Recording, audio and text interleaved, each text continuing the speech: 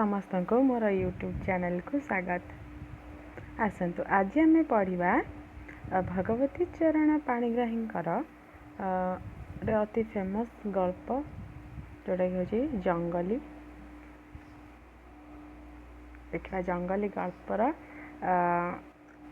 मुख्य चरित्र किए गल्प कौन अच्छी देखा चलते। से सृष्टिरु बाहर तार आकारु जेपरी बोधुए से पुरुष किंतु मनुष्यतार कौनसी लक्षण ताठारे परिलक्षित हुए नहीं। तार धर्म नहीं, जाति नहीं, समाज नहीं, जेपरिकी से एका गोटिए जातीय जीव। से देखिबाकू मनुष्य परी किंतु तार प्रकृति मानव प्रकृति ठारू एका बेलके फरक। तार सुबृहत कृष्ण वर्ण शरीर अति भीषण कपाल एवं दुई चक्षुर दुई प्रांत भागरु नासिकार अग्रभाग पर्यंत एही क्षुद्र त्रिभुजकार अंशटी व्यतीत प्राय समस्त मस्तक घन कृष्ण केश एवं श्मश्रु द्वारा एपरी भावरे आवृत जे ओष्ठ दियोटी आदौ देखा जाए नहीं। कर्ण दियोटी घन केश मध्यरे अल्प देखा जाए। तार सर्वांग दीर्घ दीर्घ कृष्ण लोमरे आच्छादित। शरीर रे तार असुरर बल जेपरी ए जुगरे आदि मानवर गोटिए अवतार से है। ये क्या कथा कहुई जंगली जो चरित्रटी अच्छी से चरित्रटीर कथा कहुई जी कि से गोटे पुरुष किंतु मनुष्य तार गुणता भितर देखा जाए नहीं है। तार धर्म नहीं ना जाति नहीं ना समाज नहीं। से जमीती गोटे अलगा जातीय तार गोटे मनीष गोटे जीव है।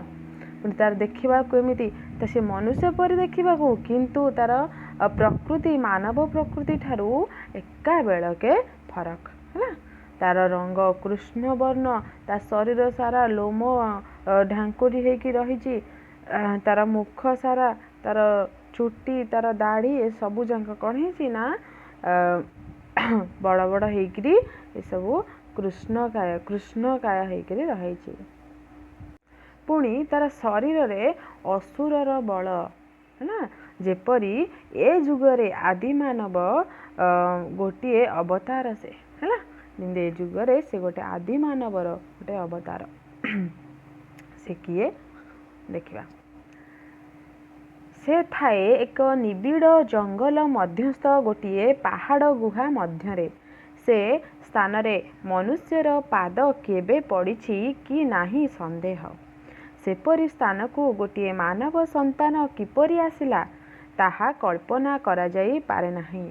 मन हुए पचा फल मध्यरे पिता मातांक अभाव रे मध्य जेपरी कीटर आविर्भाव हुए सेहीपरि से भयंकर तमसाच्छन्न गहर मध्यरु ए भीषण जीवनर सृष्टि।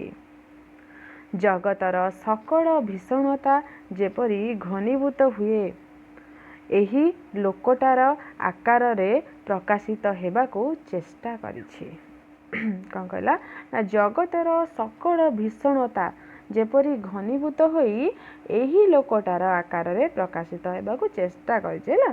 सकल भीषणता तार सौंदर्य ज्ञान अति अद्भुत रकमर। फूलटीए फुटिबारु देखिले से खंड खंड करी छिंडाई पकाइब। कोकिल गाई उठिले ताकू विकट स्वर रे प्रत्युत्तर देव। दक्षिण वायु स्पर्श रे तार पुलक जात हेले से उन्मत्त होई समस्त जंगल मथित करिब। हस्ती सिंह व्याघ्र जहा देखिब ता संगे युद्ध आरंभ करिदेव।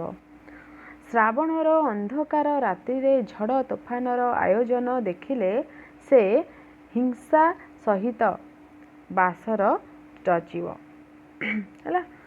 सॉरी सिंही सहित बासर रचिब है सिंही सहित बासर रचिब देखो कौन है ना तार सौंदर्य ज्ञान नाही से गोटे फूलटी देखिले कि खुशी हम किंतु सी कौन करे ना फूलटी को देखिले छिड़े पकाए छिड़े फपाड़ी दिए छिड़ेकी है कोईली गाइले ताको कोईली को प्रत्युत्तर देले से बार बार गाइब गीतटी बार बार से कुहू शब्द कुहुतान करिवो किंतु से कौन करथाए ये जे कोईली गाइले से ताको विकट स्वर रे ताको प्रत्युत्तर देव आ बाघ सिंह हस्ती जहाँ को देखिबो से ता सहित युद्ध करिवारे लागि जिवो तापरे कहि जंगलर पशु मानक सहित तार बेस परिचय थिला केतेबेले सेमानक सहित मिलिमिशि क्रीड़ा करे केतेबेले बा सेमानक सहित कलह करी युद्ध आरंभ करदिए एपरि युद्ध करने विषय रे से पशु मानक तुलन रे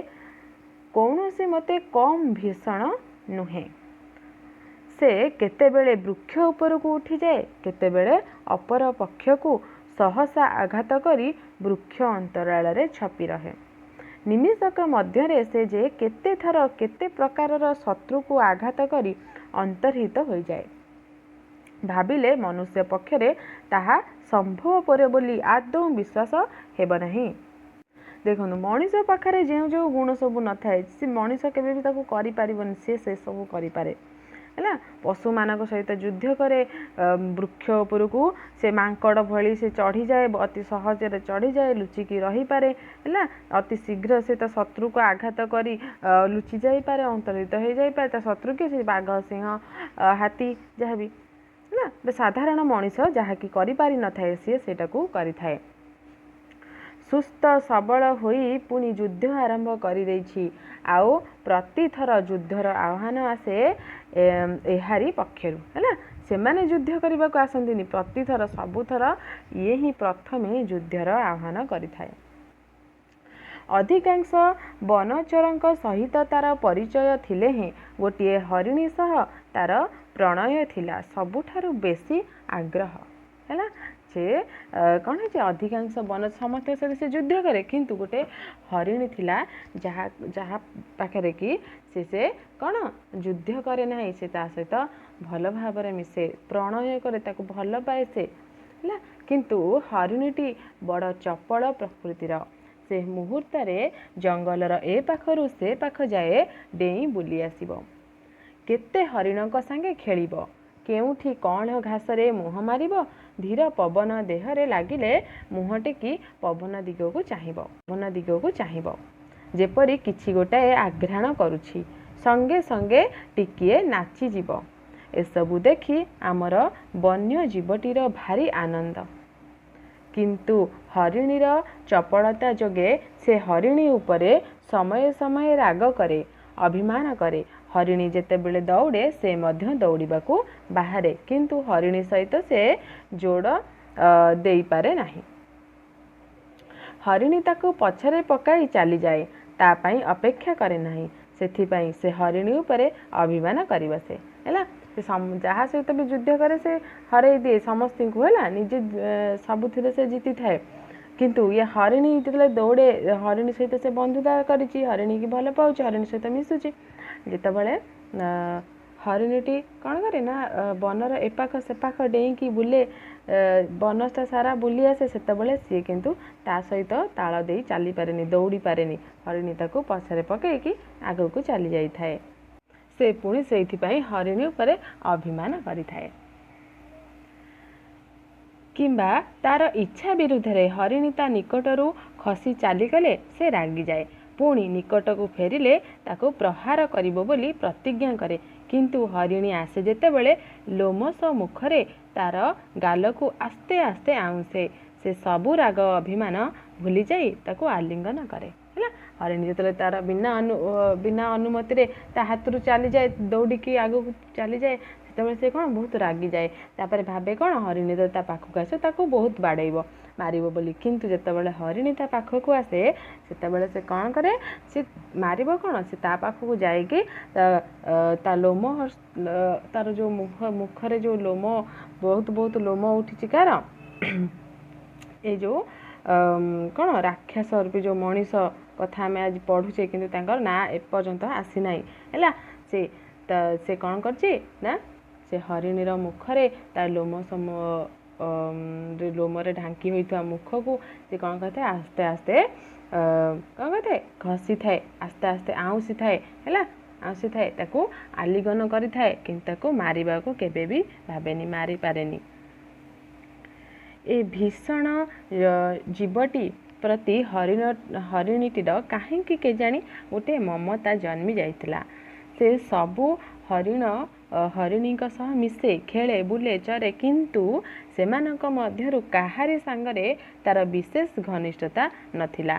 से जदि केबे कौनसी विपदर आशंका देखे तेबे तार एई मानव बंधुटीर आश्रय निए। हरिणी केबे आघात प्राप्त हेले तार बंधुटी अति जत्न सहकारे शुश्रूषा करे। बंधु जदि केबे सिंह बाघ्रंक द्वारा क्षत विक्षत हुए हरिणी तार क्षत स्थान मान लेहन करी पीड़ा निवारण करने को चेष्टा करे। लेहन करी माने चाटिकी है तार पीड़ा निवारण करने को चेष्टा करे। एहीपरि भावरे दुहिंकर दिन कटिबारे लागिला। एहीपरि से दुहे बहुत भल बंधु होइकी दुई जन सहित सब समय रहुथिले। थरे रात्रि रे अंधकार पथ भूली गोटे षोड़शी शबर कन्या सेही गुहा निकटरे आसी पहुँचला। सेतबेलकु चतुर्दिग उषार क्षीण आलोकरे आलोकित होई उठिथिला। युवती पथश्रांत होई गुहा सम्मुखस्थ शिलाखंड उपरे बसिला। वनचारी मानवटी निद्रा त्याग करी हरिणी संगे नाना प्रकार गेल सुहाग आरंभ करी देइथिला। तार बाहर प्रति लक्ष्य नथिला। से गुहा मध्य क्रीड़ा निरत थिला। हठात तार दृष्टि बाहर को पड़िबा मात्र के से युवती को बसिबार देखि पारिला। से युवती किए ना गोटे षोड़शी शबरर कन्या है। शबरर कन्याटी से पथभ्रष्ट होगी चली आसी ना से हरिण आउ से मनीष जो रोचंती से गुंफा निकटर आगरे आसिक से बसी। कौन देखिला हठात तार दृष्टि बाहर को पड़िबा मात्र के से युवती को बसी देखिला। युवती मुखरे स्वर्ण किरण पड़ी अति सुंदर देखा जाउथिला। उभय युवतीर चक्षु दियोटी चंचल होई उठुथिला। एपरी एक अपूर्व जीव देखी से जंगली प्रथम एका बेलके स्तंभीभूत होईगला। किछि क्षण परे गुहा मध्यरु बाहरी धीरे धीरे अग्रसर होई युवती को धरी पकाइला। युवती कौन बसी भाबुथिला। हठात ए स्पर्श पाई चमक उठिला। चाही देखे तो भीषणकार नग्न पुरुष मूर्ति। युवती चित्कार करी मूर्छित होई पड़िला। किंतु जंगली ए चित्कारर कौनसी अर्थ बुझी न पारी अबाक हो गला। देखो ये आसला कौन ना सिके देखो ये आसला जंगली है। जंगली से जो पुरुषटी है वनचारित पुरुषटी ता ना हूँ कौन ना जंगली है। तापर कौन किंतु जंगली ए चित्कार कौन से अर्थ बुझी न पारी अबाक हो गला। आश्चर्य हो गला। कौन विचारी तार शरीर रे धीरे धीरे हस्त संचालन करने को लगिला। युवती प्रकृतिस्थ होई देखिला लोकटी तार कौनसी अनिष्ट करने को चाहे नहीं। से भय त्याग करी क्रमे आश्वस्त हैला। जितेबाला से चित्कार कर उठला जंगली किसी जानी पारलानी कौन कहीं से चित्कार कला। आस्ते आस्ते जाई तार शरीर रे हाथ आउंसला आउंसला। तापर से कौन है से झीटी जानी पारला कि ये तार किसी क्षति करिबो नहीं। सेतिपाई से टिके प्रकृतिस्थ हो गला। नीरव हो गला। किछि आउ कहला नहीं चित्कार कला नहीं भयभीत हैला नहीं भय त्याग करदेला। तापर कौन शबर कन्या देखिला ए निबिड़ जंगल मध्य पथ खोजी घर को जीवा ता पक्षरे संभव नुहे। से बाध्य होई से जंगलीर आश्रय नेला। घर कथा पिता माता भ्राता भगिनी को कथा मने पड़िला। तरुणी अविरत लोतक वर्षण करी रोदन करे। ହଁ ଘରୁ ଦୂର ହେଇଯାଇଛି, ସେ ଜଙ୍ଗଲରେ ରହୁଛି ହେଲା। ତା ପିତାମାତା ଭାଇ ଭଉଣୀ କଥା ମନେ ପକାଇ ସେ କାନ୍ଦେ। ଜଙ୍ଗଲଟି କିନ୍ତୁ ଲୋତକପାତର କୌଣସି କାରଣ ଖୋଜି ପାଏ ନାହିଁ ହେଲା। ଜଙ୍ଗଲି କ'ଣ କରେ, ଜଙ୍ଗଲି ସେ କାନ୍ଦୁଛି କ'ଣ ପାଇଁ, ତା କାରଣ ସେ ଜାଣିପାରେ ନାହିଁ। ସେ ତାକୁ କେତେ ଗେଲ କରେ, ସୁଆଗ କରେ, ତାର ମୁଣ୍ଡରୁ ଲୋତକ ଧାର ତାର ଗଣ୍ଡରୁ ଲୋତକ ଧାର ପୋଛି ଦିଏ। ଏସବୁ ଆଦର ଦ୍ୱାରା ଯୁବତୀର କୋହ ଦ୍ୱିଗୁଣ ହୋଇ ଉଠେ। ଜଙ୍ଗଲି କେବଳ ବଡ଼ ବଡ଼ ଆଖି ମେଲେଇ ଚାହିଁ ରହେ ହେଲା।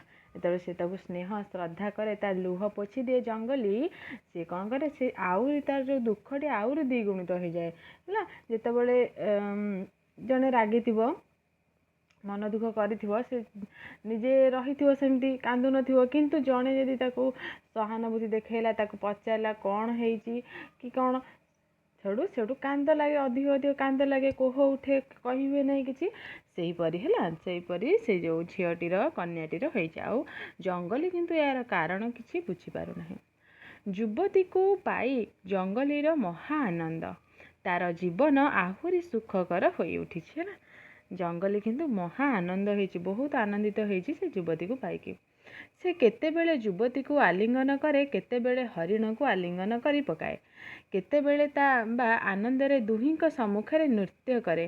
ସେ ଜଙ୍ଗଲ ମଧ୍ୟରୁ ନାନା ପ୍ରକାର ଫଳମୂଳ ଆଣି ଯୁବତୀକୁ ଦିଏ। ତାକୁ ଖୁସି କରାଇବା ପାଇଁ ତା ସମ୍ମୁଖରେ ହରିଣୀ ସହ ନାନା ପ୍ରକାର କ୍ରୀଡ଼ା କରେ ହେଲା। ଅଳ୍ପ ଦିନ ମଧ୍ୟରେ ଶବର କନ୍ୟାର ଗତିବିଧି ଦେଖି ଜଙ୍ଗଲି ଏକାବେଳକେ ବିସ୍ମୟାଭିଭୂତ ହୋଇଯାଇଛି। ସେ ତରୁଣୀ ମାଟିର ପାତ୍ର ନିର୍ମାଣ କରେ, ଝକମକି ପଥରରେ ଲୁହା ଘଷି ଅଗ୍ନି ବାହାର କରେ।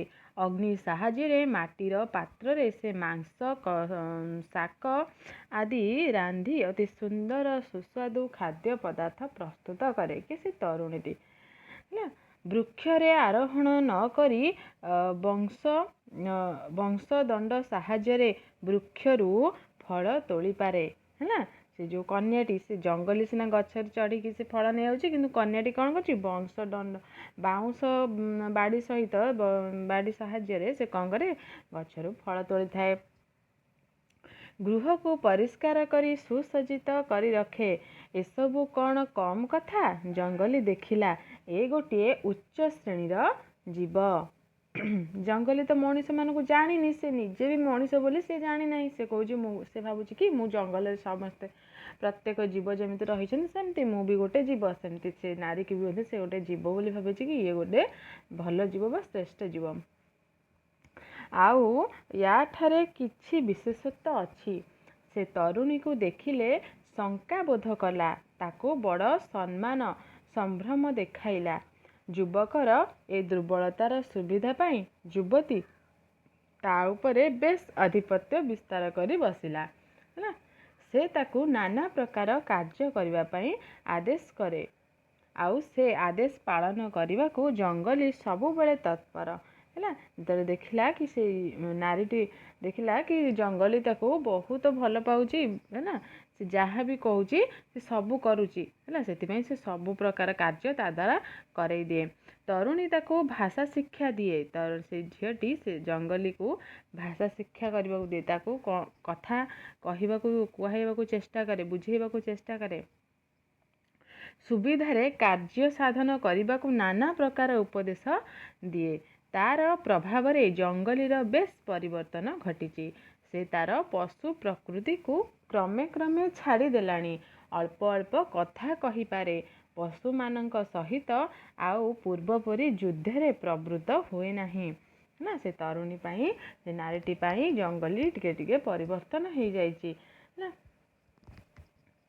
ଶବର କନ୍ୟା ଏ ବନ୍ୟ ଯୁବକକୁ ଭଲ ପାଏ କି ନା କହିହେବ ନାହିଁ, କିନ୍ତୁ ତାର ଇଚ୍ଛା ଯୁବକ ଆଉ କାହାକୁ ଭଲ ନ ପାଉ। ସେ ଯେତେବେଳେ ଦେଖିଲା ଯୁବକର ହରିଣୀ ସହିତ ବେଶ୍ ଘନିଷ୍ଠ ସମ୍ବନ୍ଧ ଅଛି, ସେ ହରିଣୀକି ଈର୍ଷା ଚକ୍ଷୁରେ ଦେଖିଲା। ସେ ତା ଉପରେ ନାନା ପ୍ରକାର ଦୁର୍ବ୍ୟବହାର କରିବାକୁ ଲାଗିଲା। କେତେବେଳେ ତାକୁ ପ୍ରହାର କରି ଗୃହ ମଧ୍ୟରୁ ବାହାର କରିଦିଏ, କେତେବେଳେ ବା ତାକୁ ପଦାଘାତ କରେ।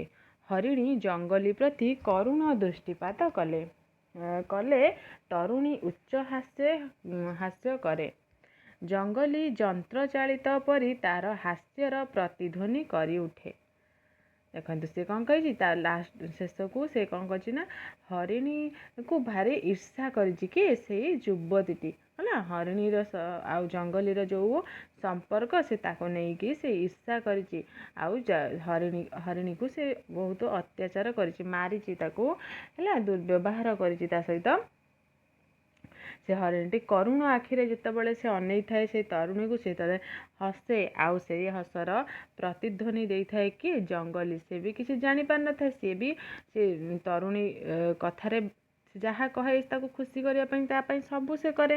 ଯନ୍ତ୍ରଚାଳିତ ପରି ଦେଇଛି ନା, ଯନ୍ତ୍ରଚାଳିତ ପରି ମାନେ ଯନ୍ତ୍ରକୁ ଯେମିତି ନିର୍ଦ୍ଦେଶ, ଯନ୍ତ୍ରକୁ ଯେମିତି ଆମେ ଯେମିତି ପରିଚାଳନା କରାଇବା ସେ ସେମିତି ରହିଥାଏ, ସେ ମଧ୍ୟ ସେହିପରି ହିଁ ରହିଛି ହେଲା। ହରିଣୀ ସେଠାରୁ ନୀରବରେ ଚାଲିଯାଏ। ଜଙ୍ଗଲୀ ସେ କଥା ଦେଖିପାରେ ନାହିଁ।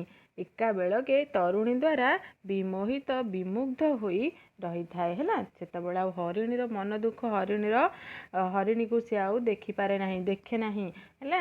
ସେତେବେଳେ ସେ କେବଳ ସେ ତରୁଣୀ ସହିତ ହିଁ ରହିଥାଏ। ସେ ତରୁଣୀ ଯେମିତି ତାକୁ ମୁଗ୍ଧ କରିଦେଇଥାଏ ହେଲା।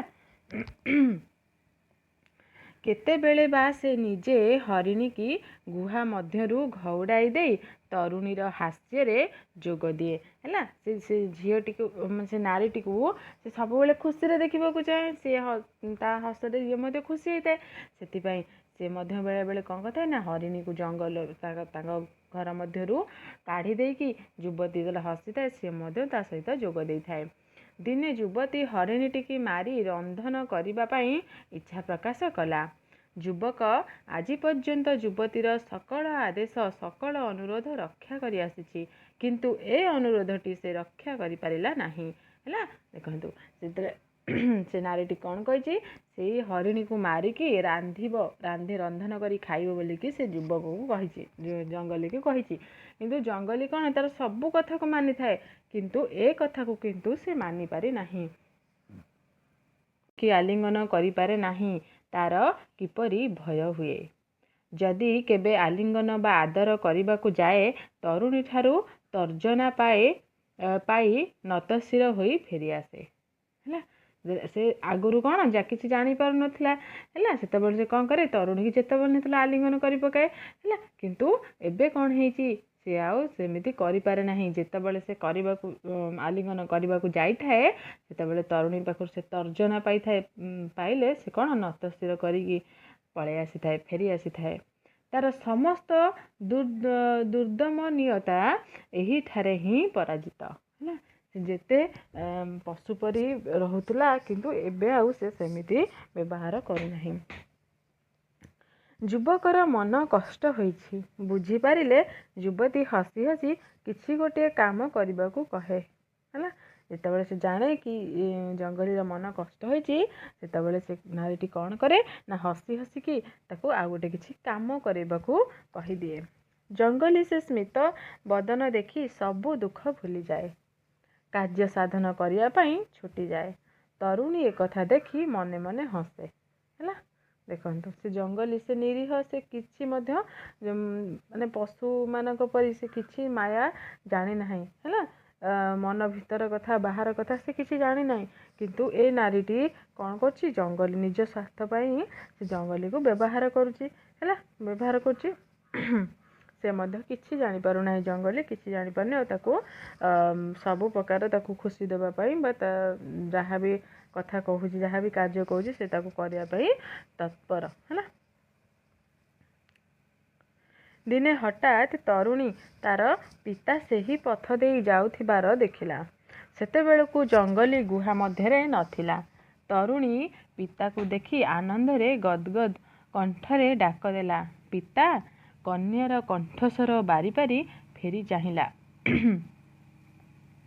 କନ୍ୟା ଏକ ନିଶ୍ୱାସରେ ପିତା ନିକଟକୁ ଛୁଟି ଆସିଲା। କନ୍ୟାକୁ ଆଲିଙ୍ଗନ କରି ପିତା ଆନନ୍ଦରେ ପଚାରିଲେ, କିରେ ତୁ ଏତେ ଦିନ କେଉଁଠି ଥିଲୁ ହେଲା। ତା ପିତାକୁ ଦେଖିଛି କିଏ? ସେ କନ୍ୟାଟି ହଠାତ୍ ତା ପିତାକୁ ଦେଖିକି ତା ପାଖକୁ ସେ ଚାଲି ଯାଇଛି। କନ୍ୟା ଗୁହାଟିକୁ ଦେଖାଇ ଦେଲା ହେଲା। ସେ ପିତା ଯେତେବେଳେ ପଚାରିଛନ୍ତି ତୁ ଏତେ ଦିନ ହେଲାଣି କେଉଁଠି ଥିଲୁ? କନ୍ୟା ସେଇ ଗୁହାଟିକୁ ଦେଖାଇ ଦେଲା କି ମୁଁ ଏଇଠି ଥିଲି ବୋଲି। ଏତେ ବଡ଼ ଭୟଙ୍କର ସ୍ଥାନରେ ସେ ଏକାକିନୀ କିପରି ଥିଲା ଭାବି ପିତା ବିସ୍ମିତ ହୋଇଥିଲେ ହେଲା। ତା ପିତା ଆଶ୍ଚର୍ଯ୍ୟ ହୋଇଗଲେ, ଏତେ ବଡ଼ ନିର୍ଜନ ସ୍ଥାନରେ ମୋ ଝିଅଟି କେମିତି ଏଠି ରହିଥିଲା। ତାପରେ ସେ ଗୁହାର ଇତିହାସ ତା ଆଗରେ କହିଲା ହେଲା। ସେ ନାରୀଟି ତା ପିତାକୁ ସବୁ ସେ ଗୁହାର ସବୁ ପ୍ରକାର ଯାହା ଯାହା ସେ ଆସିଲା ଦିନରୁ ଘଟିଛି ସେ ସବୁ କଥା ସେ କହିଲା। ସେ ଗୁହାରେ 20 ବର୍ଷ ତଳେ ଗୋଟିଏ ଦୁର୍ଦାନ୍ତ ଦସ୍ୟୁ ଥିଲା। ନା ଦେଖନ୍ତୁ, ସେ ଯେଉଁ ଗୁହାର କଥାଟି ତା ଝିଅ ନାହିଁ, କିଏ କହିଛି ନା ତା ପିତା କହିଛି। ଏ ଗୁହାଟି କିଏ କରିଥିଲା ଆଉ କ'ଣ ହେଲା ସବୁ କଥା କହିଛି। କ'ଣ କହିଛି ନା ସେ ଗୁହାରେ 20 ବର୍ଷ ତଳେ ଗୋଟିଏ ଦୁର୍ଦାନ୍ତ ଦସ୍ୟୁ ଥିଲା। ସେ ଦସ୍ୟୁର ଗୋଟିଏ 2-3 ବର୍ଷର ପୁତ୍ର ଥିଲା। ଦିନେ ସେ ଶିଶୁଟିକୁ ଗୁହା ମଧ୍ୟରେ ଛାଡ଼ି ଚୋରି କରିବାକୁ ଯାଇଥିଲା। ଚୋରି ସମୟରେ ଧରା ହୋଇ ସେ ଯାବଜ୍ଜୀବନ କାରାଦଣ୍ଡ ପାଇଲା। ଏ ମଧ୍ୟରେ ତା ପୁତ୍ରଟିର କ'ଣ ହେଲା କେହି ଜାଣେ ନାହିଁ। ତରୁଣୀ ବୁଝିପାରିଲା ସେ ପୁତ୍ର ଆଉ କେହି ନୁହେଁ, ସେହି ଜଙ୍ଗଲୀ ଯୁବକ। ବୁଝିପାରିଲେ? ଜଙ୍ଗଲୀ ସେଠି କେଉଁଠୁ ଆସିଲା ନା ଗୋଟେ ଦସ୍ୟୁ ଥିଲା ହେଲା। ସେ କ'ଣ କରିଥିଲା ନା ଡାକୁ, ଦସ୍ୟୁ ମାନେ ଡାକୁ ସେ ଥିଲା। ଯେତେବେଳେ ସେ କ'ଣ କରୁଥିଲା ନା ତାକୁ ଜଙ୍ଗଲୀକୁ ସେଇ ଗୁହାରେ ଛାଡ଼ି ଦେଇକି ସେ ଯାଇଥିଲା ହେଲା। ଚୋରି କରିବାକୁ ଯାଇଥିଲା ଯେମିତି ସେତେବେଳେ ଧରା ପଡ଼ିଯାଇଛି ହେଲା। ତାପରେ ତା ପୁଅ ସେଇଠି ରହିଛି।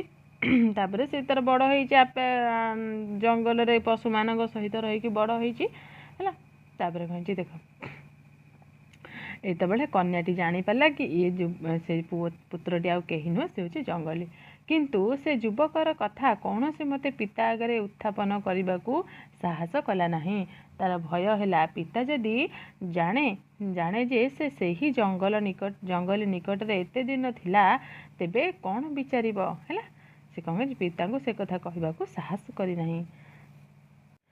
ପିତା କନ୍ୟାକୁ ନେଇ ବାହାରିଲା। ଘରକୁ ଯିବାକୁ ତରୁଣୀ ବଡ଼ ଉତ୍କଣ୍ଠିତ ହୋଇ ଉଠିଲା। କିନ୍ତୁ ଚିରଦିନ ପାଇଁ ସେହି ସରଳ ଜଙ୍ଗଲୀକୁ ଛାଡ଼ି ଯିବାକୁ ତାର ମନ କୁଣ୍ଠିତ ହୋଇ ଉଠିଲା।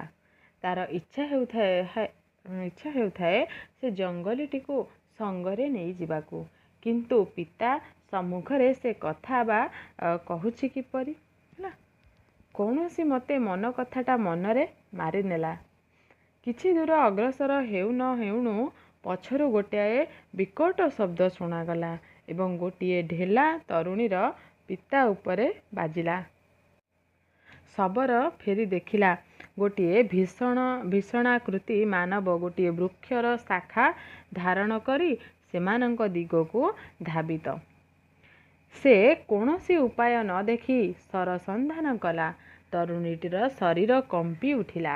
ଦେଖନ୍ତୁ କ'ଣ ହେଇଛି, ସେ ପିତାଙ୍କ ସହିତ ସେ ଝିଅଟି ଯିବା ସମୟରେ ସେତେବେଳେ ଜଙ୍ଗଲୀ ଆସିଯାଇଛି। ଦେଖିଛି ଯେତେବେଳେ ସେ ତରୁଣୀକି କିଏ ନେଇଯାଉଛି, ସେ କ'ଣ ଜାଣିଛି କି ତା ପିତା କି କିଏ। ସେ କ'ଣ କରିଛି, ଚିତ୍କାର କରିକି ସେ ତା ପିତା ଉପରକୁ ଗୋଟେ ଶାଖାଟେ ଫୋପାଡ଼ି ଦେଇଛି ହେଲା। ସେଠୁ ତାପରେ ଆଉ ଗୋଟେ ବଡ଼ ଶାଖାଟେ ଗଛର ବୃକ୍ଷର ଡାଳଟି ଧରିକି ଦୌଡ଼ିଛି ତାକୁ ମାରିବା ପାଇଁ। ଯେତେବେଳେ ତା ପିତା ଏସବୁ ଦେଖିଛି, ସେତେବେଳେ ତା ପିତା କ'ଣ କରିଛି ନା ତାକୁ ସର ବିନ୍ଧିବା ପାଇଁ ବାହାର କରିଛି। କିନ୍ତୁ ତରୁଣୀର ଦେହ ସବୁ ଦେଖି ଥରି ଉଠିଛି ହେଲା, ପ୍ରକମ୍ପିତ ହେଇଯାଇଛି। ତାର ଇଚ୍ଛା ହେଲା ପିତାକୁ ବାରଣ କରିବ। ତାର ଇଚ୍ଛା ହେଇଛି ମୁଁ ପିତାକୁ ବାରଣ କରିବି, ଅଟକେଇବି। କିନ୍ତୁ ବାରଣ କରିବା ପୂର୍ବରୁ ସରଟି ସାଇଁ ସାଇଁ ଧ୍ୱନି କରି ଜଙ୍ଗଲୀର ବିଶାଳ ଲୋମଶ ବକ୍ଷ ଭେଦ କଲା। ଜଙ୍ଗଲୀ ଚିତ୍କାର କରି ପତିତ ହେଲା। ତରୁଣୀ ଉସ୍ କହି ପିତାର ସ୍କନ୍ଧକୁ ଆଉଜି ପଡ଼ିଲା।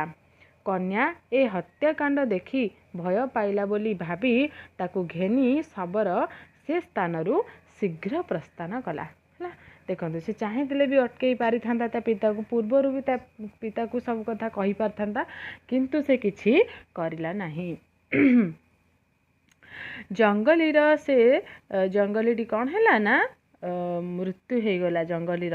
ଜଙ୍ଗଲୀର ସେ ସୁବିଶାଳ ବକ୍ଷରୁ ରକ୍ତର ସ୍ରୋତ ଉବୁକି ଉଠିଲା। କିଛି କ୍ଷଣ ତାର ଦୁର୍ଦମନୀୟ ଅଙ୍ଗ ପ୍ରତ୍ୟଙ୍ଗ ଛଟପଟ ହୋଇ ଚିରକାଳ ପାଇଁ ନିଶ୍ଚଳ ହୋଇଗଲା। ମୂକ ହରିଣୀଟି ବିନ୍ଦୁ ବିନ୍ଦୁ ଲୋତକାପାତ କରି ତାର ବକ୍ଷ ଦେଶ ଲେହନ କଲା। ଦେଖନ୍ତୁ ଏଇଠି ଆମ ଗଳ୍ପଟି ସରିଯାଇଛି ହେଲା। ସେ ଜଙ୍ଗଲୀକୁ ଏତେ ତୀର ମାରି ଦେଇଛନ୍ତି ସେ ଶବର। ସେ କ'ଣ ହେଇଛି, ସେ ତରୁଣଟି କିନ୍ତୁ ଥରେ ହେଲେ ବି ଜଙ୍ଗଲୀ ପାଖକୁ ଆସିନାହିଁ। ତାର ଅବସ୍ଥା କ'ଣ ହେଲା କ'ଣ ନାହିଁ କିଛି ବି ଆସିନାହିଁ। ସେ ଟିକେ ବି ପିତାଙ୍କ ସହିତ ସେ ଚାଲିଗଲା। କିନ୍ତୁ ହରିଣୀଟି ଯେ କ'ଣ କଥା କହିପାରୁନି ନା କିଛି ବୁଝିପାରୁନି, କଥା କହିପାରୁନି ହେଲା, କିନ୍ତୁ ସେ ସବୁ କିଛି ବୁଝିପାରୁଛି ଆଉ ଜାଣିପାରୁଥିଲା ହେଲା। ସେ ଜଙ୍ଗଲୀକୁ ସେ ବହୁତ ଭଲ ପାଉଥିଲା, ବୁଝିପାରୁଛନ୍ତି। ସେତେବେଳେ ପଳେଇ ଯାଇଛି, ଯେତେବେଳେ ଛାତିରୁ ଯେତେବେଳେ ରକ୍ତ ବାହାରିଛି ଆଉ ସେ ଛଟପଟ ହେଇ ମରିଯାଇଛି, ସେତେବେଳେ ସେଇ ମୂକ ହରିଣୀଟି ନା କହିପାରୁଛି ନା ସହିପାରୁଛି ହେଲା। ସେଇଠାରେ ବସିକି ସେ କ'ଣ କରୁଛି, ତା ବକ୍ଷ ଦେଶକୁ ଲେହନ କରିଛି, କାନ୍ଦିଛି ହେଲା। କାନ୍ଦିଛି ବସିକି ସେଇ ତା ବକ୍ଷ ସ୍ଥାନରେ ବସି ତାକୁ ଚାଟିଛି ହେଲା। ଆଉ ପଶୁମାନଙ୍କର ସ୍ନେହଟି କେମିତି ଜଣାପଡ଼ିଥାଏ, ସେ ସ୍ନେହତା ପ୍ରକାଶ କରିପାରନ୍ତିନି, ତାଙ୍କର ଲେହନରୁ ସେ ଚାଟିଥାନ୍ତି ଯାହାକୁ, ସେ ତାଙ୍କୁ ବହୁତ ସ୍ନେହ କରିଥାନ୍ତି ବୋଲିକି ଜଣାଯାଇଥାଏ। ସେମିତି ସେ ହରିଣୀଟି କ'ଣ କରିଛି, ସେଇ ଜଙ୍ଗଲୀର ସେଇ ଛାତିକୁ ବକ୍ଷ ଦେଶକୁ ସେ କ'ଣ କରିଛି, ଲେହନ କରିଛି ହେଲା। ଏଇଠୁ ଆମର ଏଇ ଗପଟି ସରିଯାଇଛି। ଜଙ୍ଗଲୀ ଭଗବତୀ ଚରଣ ପାଣିଗ୍ରାହୀଙ୍କର। ଠିକ୍ ଅଛି, ଗପଟି ଶେଷ ଯାଏ ଦେଖୁଥିବାରୁ ବହୁତ ବହୁତ ଧନ୍ୟବାଦ।